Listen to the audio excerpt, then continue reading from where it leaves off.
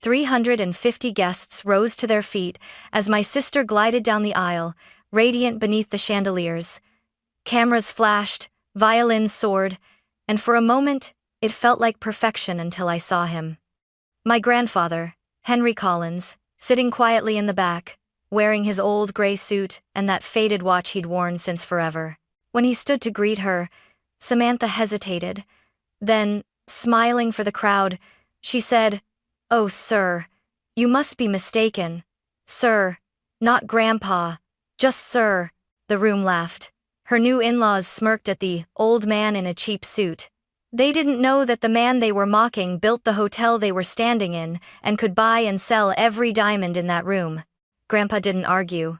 He simply sat down, hands folded, eyes calm. But I saw it, the quiet before the storm.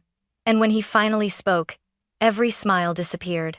The morning of my sister's wedding felt like something straight out of a magazine spread. White roses lined the marble stairway of the Collins Vineyard Hotel, chandeliers glittered like captured stars, and a small orchestra tuned under the glass dome. People kept saying it was the wedding of the year. They weren't wrong. Samantha Collins, now soon to be Mrs. Samantha Miller, had spent months turning this day into a fairy tale. Her fiancé, Preston Miller III, came from one of Boston's oldest families. Their name was printed on museum walls and old trust funds. Ours? On construction permits and blueprints. I watched from the edge of the ballroom as photographers surrounded her. Samantha looked perfect. Vera Wang gown, flawless smile, the kind of beauty that made people forget the truth behind it. But I couldn't. Because that dress, that venue, the imported orchids, every bit of it had been paid for by the man sitting quietly near the back. My grandfather, Henry Collins, the founder of Collins Global Properties. The man who once dug ditches to afford my mother's medicine, who built an empire with his bare hands and an iron sense of honor. He didn't look like a billionaire that day. No custom tuxedo, no gold cufflinks, just the same old gray suit he wore to every family milestone. The same one he wore to my high school graduation, with a tear at the pocket that he refused to mend. "Reminds me where I started," he always said. I thought people would recognize him. How could they not? The Collins name was carved into the hotel's marble archway, for God's sake. But when he walked in, people stared like he didn't belong. "Who invited the janitor?" one of Preston's cousins whispered, loud enough for me to hear. I froze. Grandpa heard too, but he didn't even flinch. Just smiled, that small, patient smile of his, and nodded politely to the guests who turned away. When Samantha finally entered the room, she didn't look at him. Not once. She floated past the tables, surrounded by Preston's family, their pearls and diamonds gleaming like armor. Grandpa rose from his chair, slow but proud. "She's beautiful," he murmured. "Yeah," I whispered back, my throat tight. "She is." And then she looked his way. For a moment, our eyes followed hers, and I swore she was about to smile, to wave, to do something human. But instead, she turned her head, like she hadn't seen him at all. The orchestra played louder. The laughter swelled. But in that second, I felt the first crack form in something I'd thought was unbreakable. That was the moment I realized. This wedding wasn't just about love. It was about erasure. Samantha wasn't just marrying into wealth, she was burying where she came from. And Grandpa? He let her. He sat down, folded his hands, and waited. Not in defeat, but in quiet, deliberate patience. Because Henry Collins never raised his voice to prove his worth. He built entire empires to do it for him. And that day, I could already feel one of those empires starting to move. The ceremony was flawless, at least from a distance. Every note of the orchestra, every flicker of candlelight, every perfectly timed smile was rehearsed to perfection. Samantha and Preston looked like they belonged on the cover of a luxury magazine. But as I stood near the aisle, my stomach twisted with something cold and sour. Grandpa was seated near the back, alone at a table meant for miscellaneous guests. I saw the place card Henry Collins typed in the smallest font, tucked beside a seat reserved for catering staff who rotated trays of champagne. When Samantha and Preston reached the altar, I glanced at Grandpa. His hands trembled slightly as he clapped, that same gentle pride in his eyes. To him, love was sacred. Family was everything. He didn't care about the glitz or the social status, he just wanted to see his granddaughter happy. After the ceremony, guests flooded the reception hall. Crystal chandeliers glowed above us, and laughter filled every corner. It should have been joyous, but it wasn't. When Grandpa approached the couple, the air seemed to shift. The chatter dimmed just enough for me to hear every word. "Samantha," he said softly, his voice shaking a little. "You look exactly like your grandmother on our wedding day." She froze. Preston's arm tightened around her waist, a subtle warning. Cameras flashed. Reporters lingered nearby. "Oh, sir," she said, her voice suddenly light, forced. "You must be mistaken." My breath caught. "Sir?" She turned to her new father-in-law, smiling nervously. "I'm sorry, Mr. Miller. He must have wandered in from one of the staff areas." Preston's father chuckled. "These things happen. He does look out of place." Out of place. I wanted to scream. My fists clenched until my nails dug into my palms, but Grandpa didn't move, didn't defend himself. His expression didn't even change. He simply nodded and said, "Congratulations, young lady. You've grown beautifully." His voice cracked on the last word. Then he turned and walked back toward his table, each step echoing louder in my chest than the orchestra playing Canon in D. Preston's mother leaned toward her husband, whispering just loud enough for me to catch. "Poor man. Maybe security should escort him out quietly before he embarrasses himself." The guests laughed. Laughed. I pushed through the crowd, tears stinging my eyes. When I reached Grandpa, he was already seated again, adjusting his napkin with trembling fingers. "Grandpa," I whispered, "why didn't you say something?" He smiled faintly. "And ruin her moment?" "But she just denied you. In front of everyone." He patted my hand. "I've lived long enough to know that the truth doesn't need defending, Chloe. It only needs time." I swallowed hard. He looked out at the glittering ballroom, at Samantha laughing beside her new family. "She's building a castle on clouds," he murmured. "And clouds always fall." Something about the way he said it made me shiver. That night, as the music swelled and champagne flowed, I realized my grandfather wasn't broken by her rejection. He was waiting. And when Henry Collins waited, the world usually learned why. Growing up, I never saw my grandfather as rich. To me, he was the man who fixed the fence himself instead of calling someone.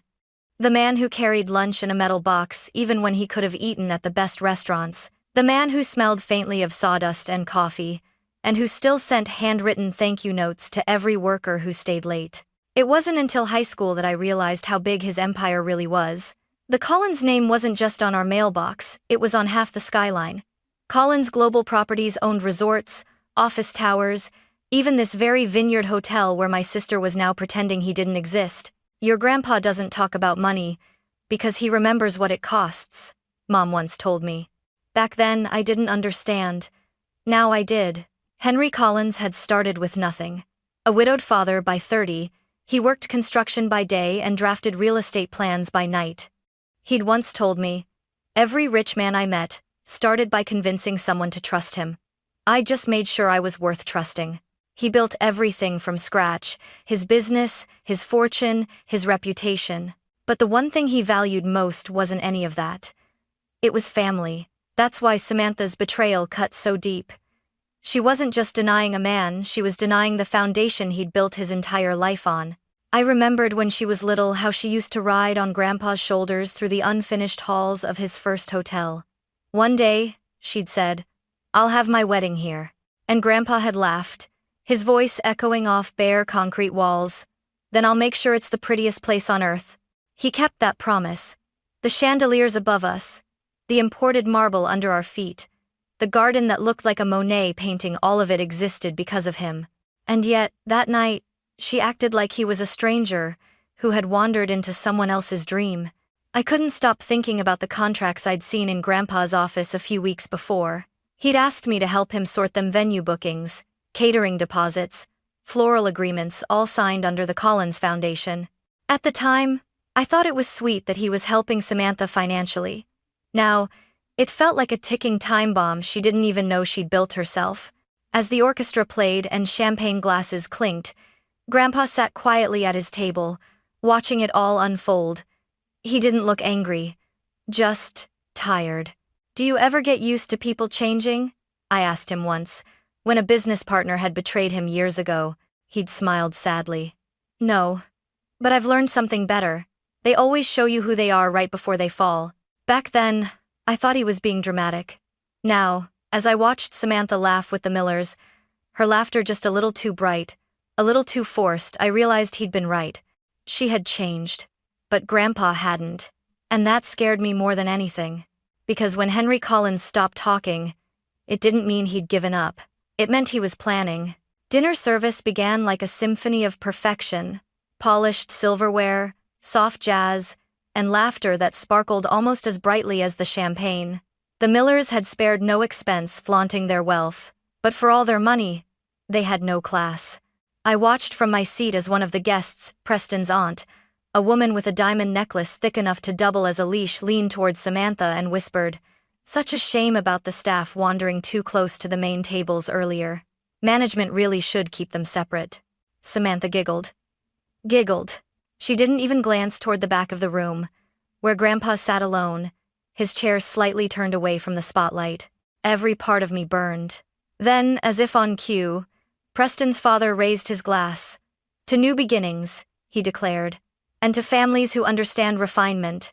The word refinement hung in the air like poison gas. Everyone knew what it meant. Everyone except Grandpa, or maybe he did, and chose to let them choke on their own arrogance. I looked at him. His hands were still, folded neatly on the tablecloth, the same way they were when he negotiated multi-million-dollar deals. His face was calm, but his eyes, they carried that still, dangerous patience I'd seen only once before, when a rival company tried to cheat him out of a contract. He hadn't yelled then either. He'd simply smiled, waited, and by the next morning, that company didn't exist. Preston's mother caught sight of Grandpa again. "That man," she murmured to another guest, "has been staring all evening. Maybe he's one of those old patrons who think they own the place." I nearly laughed. Own the place, if only she knew. I stood up, ready to say something, but Samantha caught my wrist. Her smile was tight, her voice a hiss behind her teeth. "Chloe, sit down. Please, don't make a scene. Are you kidding me? They're talking about Grandpa like he's garbage." Her eyes darted toward the head table. "This is my life now. I can't afford drama." "Drama?" I whispered, furious. "That man built this hotel. You wouldn't have a single flower here without him." Her expression hardened. "He built his world, Chloe. I'm building mine." For a moment, I didn't even recognize her. Grandpa must have noticed our argument because his eyes met mine from across the room. He shook his head slightly, a silent plea. "Don't." So I didn't. I sat down, trembling with a mix of rage and shame. When the waiter came around, Grandpa only asked for water. No wine, no dessert, just a glass of water and a quiet corner. Preston Sr. noticed and smirked. "Ah, a man of simplicity. How admirable. Or inconvenient," his wife added, laughing softly. The laughter spread again, that awful, sophisticated laughter people use to hide cruelty behind charm. Grandpa lifted his glass. "To simplicity," he said softly, before taking a sip. No one toasted back, but in that silence, something shifted. I could feel it like static before lightning. The kind of silence that doesn't mean surrender. The kind that means calculation. He didn't storm out. He didn't defend himself. He simply waited, eyes calm, hands steady, as the very people he'd made wealthy mocked the ground they stood on. That night, I finally understood something about my grandfather. He didn't need to fight to win. He just needed everyone else to finish digging their own graves first.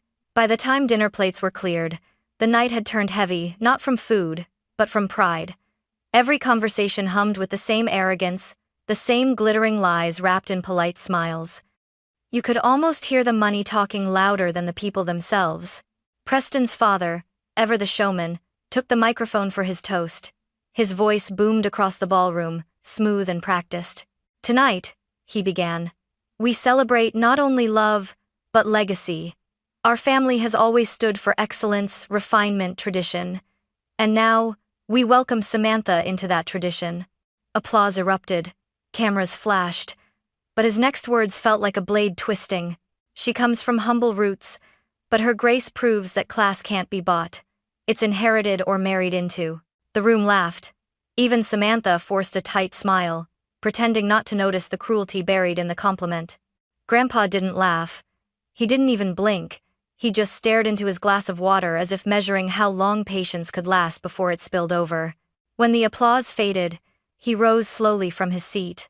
The sound of his chair scraping against the marble floor was louder than the orchestra. Heads turned. Whispers rippled. "Henry?" I whispered, using his first name the way I did when we talked business. "Please don't." "Ah." He smiled at me gently. "Sometimes, Chloe, silence costs more than words." And with that, he began to walk toward the stage. It wasn't a dramatic march, just steady, calm steps. The kind of movement that made you wonder if the ground itself should be nervous. The room began to shift uneasily. Preston's mother frowned. The photographer lowered his camera. Even the band trailed off mid-note. Preston Sr. looked surprised but amused. "Sir, I'm afraid this is a private moment," he said lightly, still holding the microphone. Grandpa reached him, nodded politely, and said, "Then perhaps I should make a private correction in public." A murmur spread like fire. The guests leaned forward, curiosity replacing boredom. He looked at Samantha first. "You've done well tonight," he said. "Beautiful gown, fine music, a celebration worthy of your grandmother's dreams." Her lip trembled. "Grandpa, but," he raised a hand. "Don't worry, I won't embarrass you." He turned to the crowd. "Though, I might enlighten a few of your guests." The tension thickened. Preston Sr. tried to regain control.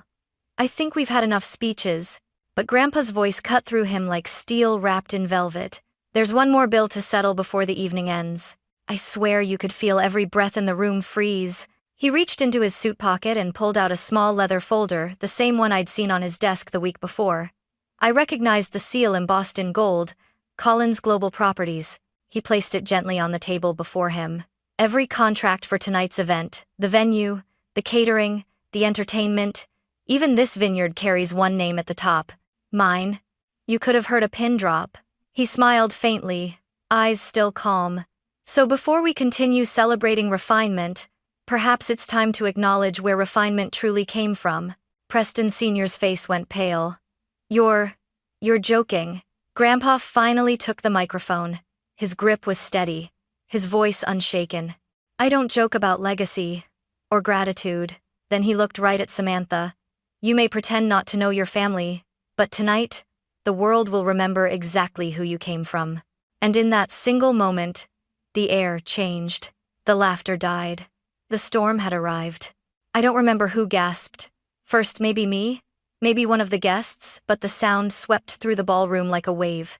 Preston's father froze mid-smile, his champagne glass trembling in his hand. The string quartet faltered, notes dying in the air. Grandpa's voice, though quiet, carried across every inch of that glittering room. "Everything you see here, every flower, every chandelier, every drop of wine was funded by Collins Global. That's my company." Someone laughed nervously. "You can't be serious," Preston Sr. muttered, trying to recover. Grandpa's eyes didn't waver. "Serious enough that the receipts total just over $1 billion. A collective gasp rippled through the room. Samantha's face drained of color. The photographers froze. Flashes stopped mid-click. The air itself felt electric, sharp enough to cut through silence. Preston's mother whispered, "He's bluffing." Grandpa heard her. "Madam," he said gently, "if I were bluffing, you'd still have power." Then he reached into the folder and pulled out several crisp documents, contracts, stamped and notarized, bearing his unmistakable signature. He laid them on the table like cards in a final hand of poker. "The Collins Foundation financed every vendor tonight. And as of this moment," he said, his voice firm but calm, "that funding is withdrawn." For a second, nobody understood what that meant. Then, one by one, the hotel lights flickered. The music stopped completely. The catering manager rushed toward the stage, pale-faced. "Mr. Collins," he stammered, "should we proceed with the new instruction?" Grandpa nodded once. And just like that, the staff began packing up. Trays of untouched desserts vanished. The champagne fountains were turned off. Waiters exchanged uneasy glances before wheeling away silver carts. Guests murmured in confusion. "What's happening?" someone asked. "Is this part of the entertainment?" Preston Sr. stepped forward, his face crimson. "This is absurd. You can't just shut down a private event." Grandpa turned to him, still polite, still deadly calm. "I can when I own the event, the venue, and the company that signs your paychecks." The ballroom erupted into chaos, not shouting, but whispers, frantic and terrified. I saw Preston grab Samantha's arm. "What the hell is going on?" She was shaking. I didn't know," she whispered, voice cracking. "I swear I didn't know." Grandpa finally looked at her, and that look, it wasn't anger. It was heartbreak carved into stillness. "Oh, Samantha," he said quietly.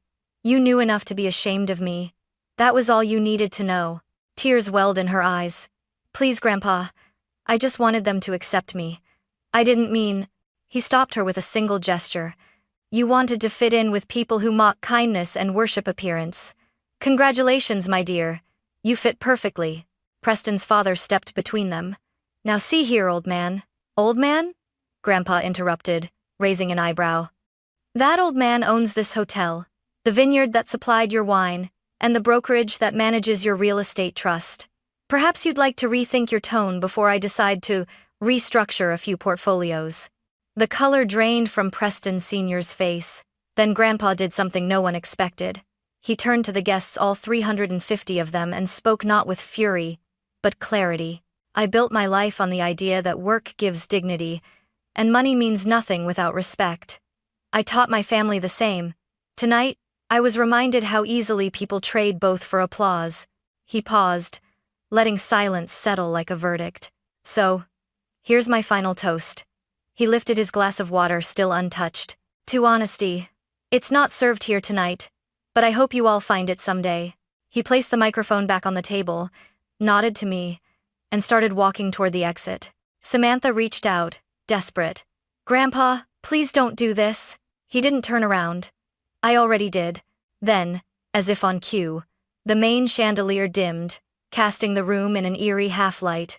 The luxury crowd, the refined elite, stood frozen among empty tables, plates of half-eaten food, and a silence so heavy it pressed against the walls.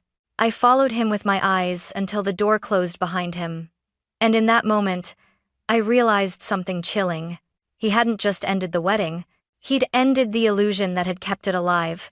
Everything Samantha thought she'd gained, wealth, status, approval, vanished in the space of one quiet speech. And the people who had mocked the old man in the cheap suit, they finally understood what real power looked like, and it wasn't wearing designer. The ballroom erupted into confusion the moment Grandpa left the stage. Voices overlapped, chairs scraped against the marble floor, and the illusion of perfection cracked like glass under pressure. The orchestra quietly packed up. The waitstaff moved like ghosts, collecting untouched champagne flutes. It was as if the entire event, the lights, the laughter, the music, had been built on strings that Grandpa had just cut. Samantha stood frozen in the center of it all, still in her white Vera Wang gown, still surrounded by flowers that suddenly seemed more like funeral wreaths than wedding decor. Her eyes darted around the room, looking for somewhere to hide, but there was nowhere left. The fairy tale had ended, and she was still on stage. Preston grabbed her arm. "What the hell was that?" "I don't know," she whispered, her voice trembling. "I didn't think he'd—" "You didn't think?" His voice rose. "You let this happen. You humiliated my entire family." "Your family?" I couldn't hold back anymore. I stepped forward, my voice sharper than I intended. "She humiliated our family first." He turned to me, furious. "Stay out of this." But I didn't. Grandpa built this entire night for her. Every rose, every chandelier, every glass of champagne, all him. And she stood there and called him sir. End quote. Samantha's tears spilled, streaking down her perfect makeup. "Chloe, please, no," I snapped. "You don't get to cry about this now." The whispers around us grew louder. Some guests stared in shock. Others fumbled for their phones, pretending not to record but capturing every moment. Across the room, Preston's father was red-faced, pacing near the bar. "We'll sue him. He can't just cancel service mid-event. We had contracts. The hotel manager, visibly pale, approached him cautiously. Actually, sir, the contracts were all signed under Mr. Collins' foundation. Your family name isn't listed on any of the financial documents. Preston Sr. froze. You're lying. I'm not, the manager said quietly. Without final authorization from Mr. Collins, our operations cannot legally continue tonight. Preston's mother gasped. Do you know who we are? The manager's tone softened, but his words landed like a stone. Yes, guests. The crowd began to thin. Guests whispered apologies to each other, some slipping out before their reputations could be attached to the spectacle. The photographer packed his gear in silence. Samantha collapsed into a chair, sobbing into her hands. Her dress, that immaculate $40,000 gown, pooled around her like a cage. Preston looked down at her, disgust flickering across his face. You told me your grandfather was just some retired contractor. You lied to me. She looked up, desperate. I didn't lie, You just what? He hissed. Didn't want me to know your fortune didn't come from old money like mine? That your family actually worked for it? She shook her head, broken. I just wanted you to see me as one of you. He stepped back. Congratulations, Samantha. You are pretentious, superficial, hollow. I wanted to hate him for his cruelty. But in that moment, even he wasn't wrong. At the far end of the room, I spotted a familiar face, a journalist from the Boston Ledger. He was already typing furiously into his phone, camera light blinking red. By morning, this would be everywhere. The headline practically wrote itself. Billionaire Desson's granddaughter mid-wedding guests left in shock. I took a deep breath and walked towards Samantha. For a moment, I didn't see the glamorous woman in the gown. I saw my sister, the one who used to sneak cookies with me in Grandpa's kitchen, the one who once told me she wanted to make him proud. Sam, I said quietly, kneeling beside her. He didn't do this to destroy you. She looked up, eyes red, mascara streaked. Then why does it feel like he did? Because truth always feels like an attack when you're living a lie. She sobbed harder, burying her face in her hands. Around us, the Millers huddled together, whispering in panic. Their perfect image had shattered, and they were scrambling to pick up shards without bleeding. I looked at Samantha again. He gave you everything, Sam. But respect isn't inherited, it's earned. You wanted to fit in with people who thought his work made him less. But tonight, you learned it made him more. She didn't answer. By the time the ballroom was empty, only a few candles flickered weakly on the tables. The grand chandeliers that once shimmered proudly now reflected nothing but shadows. The Millers left without saying goodbye. Samantha stayed seated, her hands trembling, whispering one word over and over like a prayer she wished someone would answer. Why?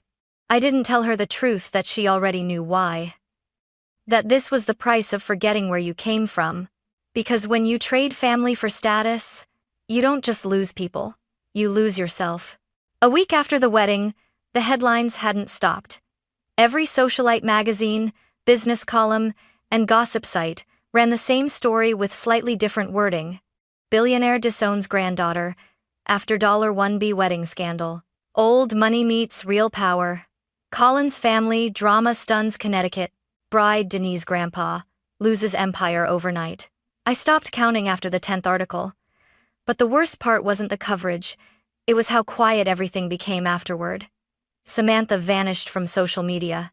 The Millers stopped answering calls. Preston's family resigned from 2 charity boards to avoid public distraction. Their empire, built on reputation, began to crumble under the weight of a single man's truth. Grandpa didn't give a single interview. He refused every request for comment. When I asked him why, he said, "People who crave noise reveal guilt. Silence reveals confidence."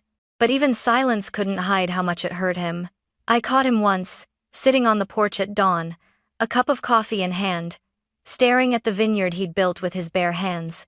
His eyes looked older. "She'll come around," I told him quietly. He didn't look at me. "Or she won't. That's the thing about love, Chloe. It's not a contract, it's a choice." 3 weeks later, Samantha finally called me. Her voice was barely a whisper. "Can I see him?" "Come," I said simply. She arrived at Grandpa's estate the next afternoon. No luxury car this time. She came in a borrowed sedan, her hair pulled back, makeup gone, wearing jeans and a wrinkled sweater. It was the first time I'd seen her look real, in years. When she stepped into the study, Grandpa didn't stand or glare. He just looked up from his paperwork and said, "Hello, Samantha." She froze, eyes glistening. "Grandpa, I came to say I'm sorry." He didn't answer right away. The only sound was the faint ticking of the old clock behind him. "Sorry for what?" he asked softly. She swallowed. "For pretending I didn't know you. For being ashamed of you. For forgetting who I was." He nodded once, slowly. "And what have you learned?" "That status means nothing," she said, her voice breaking. "The people I tried to impress disappeared the moment I embarrassed them. But you..." She hesitated, tears streaming freely now. "You didn't even need to say a word, and you destroyed everything they believed in." Grandpa set down his pen. "I didn't destroy it, child. I just removed the foundation they were standing on. If something collapses that easily, it was never strong to begin with." She sank into the chair across from him, trembling. "I don't know how to fix this." "You start," he said gently, "by working for what you took for granted." She blinked.